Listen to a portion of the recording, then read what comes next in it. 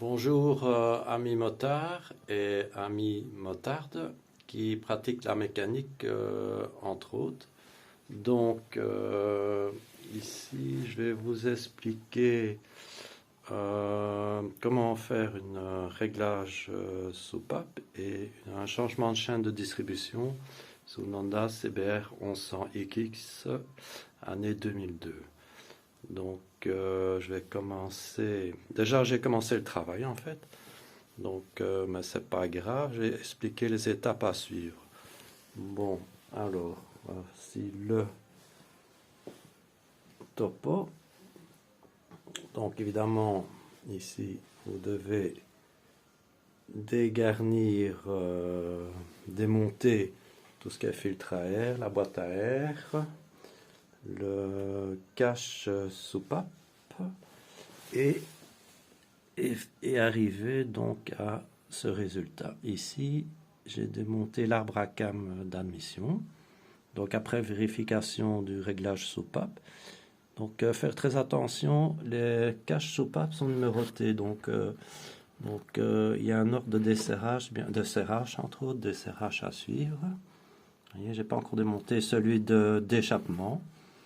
Voilà, donc ici, en fait, ce que vous pouvez faire, c'est démonter le radiateur d'huile, ici, qui est ici. Donc voilà, le radiateur d'eau, il doit pendre un petit peu. Il y a quelques fixations, en général, c'est du 8 et du 10. Voilà.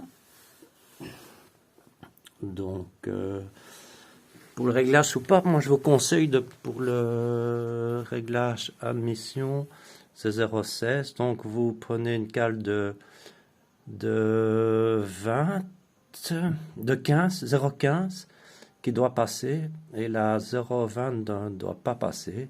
Et pour l'échappement, c'est 0, si je ne me trompe pas, c'est 0,22. Donc la cale de 0,25 de ne pas passer et la cale de 0,20 pour l'échappement doit passer. Comme ça, vous êtes sûr que vous êtes dans la marche, parce qu'il y a une marche de 0,03. Donc, comme ça, vous êtes sûr que vous êtes bon. Voilà. Donc, les étapes à suivre sont ici. Donc, vous avez vu pour le haut moteur. Évidemment, il faut aussi les bobines d'allumage, ici les deux bobines, vous les laissez pendre. Ici c'est pour les gaz d'échappement, donc cassainer en fait les gaz d'échappement. Et voilà, donc ici nous arrivons. Donc voilà, il faut ouvrir le carter, tout à fait. Complètement. Et ici il y a donc après avoir changé donc j'ai mis un nouveau tendeur de chaîne quand j'ai eu le bruit. J'ai changé le capteur. Ben après c'était mieux, mais quand même à 3500 tours minute, j'avais quand même un claquement. Donc j'ai décidé de changer la chaîne qui à mon avis doit être détendue. J'ai pas encore vérifié, il n'est pas encore complètement démonté. Donc attention, il y a un capteur, c'est pas nécessaire de le démonter, le capteur de position d'arbre à cam. Donc il y a un calage à respecter, bien précis. Si par après vous désirez avoir les informations, les infos techniques pour le calage, je peux vous les donner. Pour être sûr d'avoir un bon, que le calage soit correct pour évidemment pour remonter, pas avoir de surprise. Voilà, donc ici, il y a voilà, la couronne qui donne donc l'ordre d'allumage, l'ordre d'allumage qui est ici, donc il faut dévisser, voilà, il faut l'enlever, ça vous voyez un petit peu à quoi il faut arriver. Pour le radiateur, il y a les petites pattes aussi, ici, à démonter pour bien dégager ici. C'est pas absolument nécessaire, mais bon, c'est quand même plus simple par après pour vérifier, pour faire vérifier le calage, les réglages soupape, entre autres. Voilà, donc ici l'arbre à cam d'admission à démonter. En fait, c'est le recyclage des gaz ici. Recyclage des gaz. Parce que la CBRX est dotée d'un recyclage des gaz et de son lambda d'un catalyseur, entre autres. Modèle 2002. Voilà, donc c'est un modèle que j'ai repeint, qui est au départ Bordeaux, j'ai repeint en noir mat. Voilà. Un peu personnalisé, donc.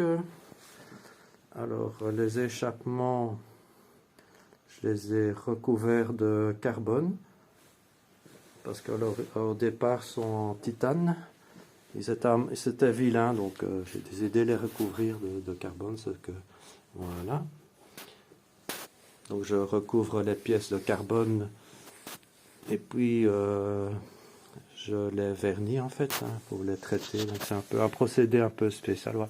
Je pourrais expliquer dans une prochaine vidéo. C'est des petits ailerons qui sont pas encore finis. Le garde-chaîne, la XX. Il y a un petit aileron à la XX qui est terminé. Voilà. Ups. Et ici une R1 de Yamaha R1 de année 99 carbu, qui est tout à fait transformé. Donc c'est une réplique d'un anniversaire année 2021-2020. Donc c'est la réplique en fait. Donc voilà. Avec toutes les petites pièces. Donc je recouvre les selles aussi, notamment en alcantara, garde-boue arrière, je recouvre de carbone, les petits protèges réservoirs, voilà, les caches, ici, fait maison, donc elle n'est pas fine, le garde-chaîne aussi, carbone, voilà. Bon, ça ce serait peut-être, si vous avez des questions, garde-boue avant, carbone, fait maison. Donc je précise bien, c'est recouvrir de carbone, hein, c'est pas des pièces carbone 100%. C'est une autre histoire. Voilà. Hop. Ça, c'est pas moi, mais c'est joli.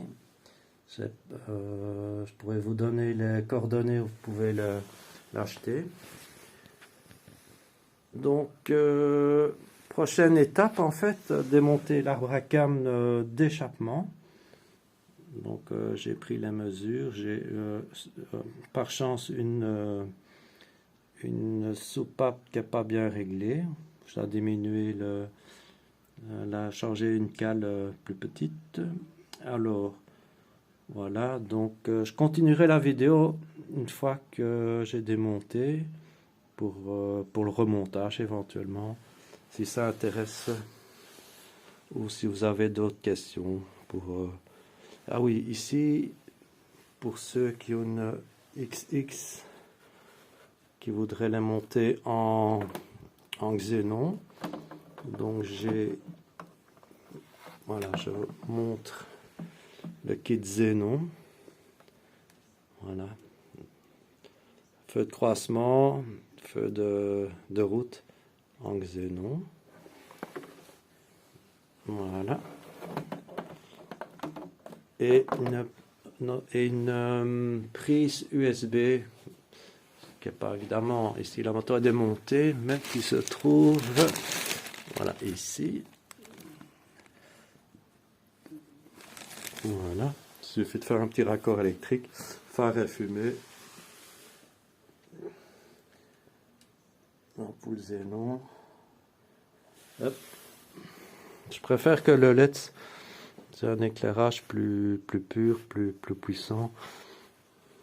Alors, ce que vous pouvez faire aussi, c'est connecter.